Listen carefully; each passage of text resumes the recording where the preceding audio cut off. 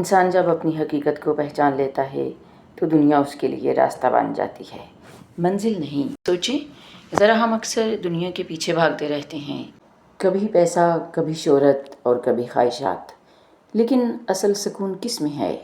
صرف اللہ کی رضا میں ہے۔ واصف صاحب کا ایک جملہ مجھے بہت پسند ہے، جس نے شکر سیکھ لیا اس نے زندگی سیکھ لی۔ قرآن میں بھی اللہ تعالیٰ فرماتا ہے، اگر تم شکر ادا کرو گے تو میں تمہیں اور زیادہ دوں گا۔ لیکن ہم کیا کرتے ہیں؟ ہمیشہ شکوہ، حالانکہ جو نعمتیں ہمارے پاس ہیں ہم انہیں بھول جاتے ہیں۔ پھر بات محبت کی آتی ہے۔ واصف صاحب کہتے ہیں، محبت کے بغیر زندگی بے رنگ ہے۔ لیکن اصل محبت وہ ہے جو اللہ کی رضا کے لیے ہو۔ رسول اللہ صلی اللہ علیہ وسلم نے فرمایا، تم میں سے کوئی اس وقت تک مومن نہیں ہو سکتا جب تک اپنے بھائی کے لیے وہی پسند نہ کرے جو اپنے لیے پسند کرتا ہے۔ اب آتے ہیں عقل اور دل کی بات پر۔ واصف صاحب نے بڑی خوبصورت بات کہی، عقل کا کام راستہ دکھانا ہے اور دل کا کام منزل تک لے جانا ہے۔ اگر صرف عقل کے پیچھے چلیں تو انسان سخت دل ہو جاتا ہے، اور اگر صرف دل کے پیچھے چلیں تو حقیقت سے دور ہو جاتا ہے۔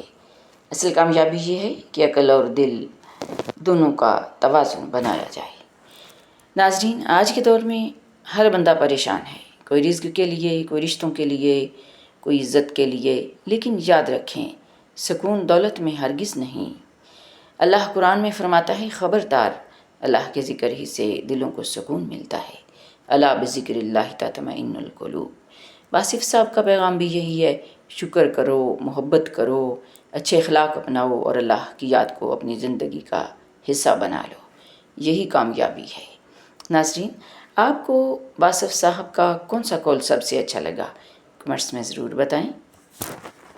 اگر یہ پیغام آپ کے دل کو لگا ہو تو ویڈیو کو لائک اور شیئر ضرور کیجیے تاکہ یہ روشنی دوسروں تک بھی پہنچ سکے، اور مزید ایسے پیغامات کے لیے چینل کو سبسکرائب کرنا نہ بھولیں۔ السلام علیکم ورحمۃ اللہ وبرکاتہ۔ جزاک اللہ خیراً کثیرا۔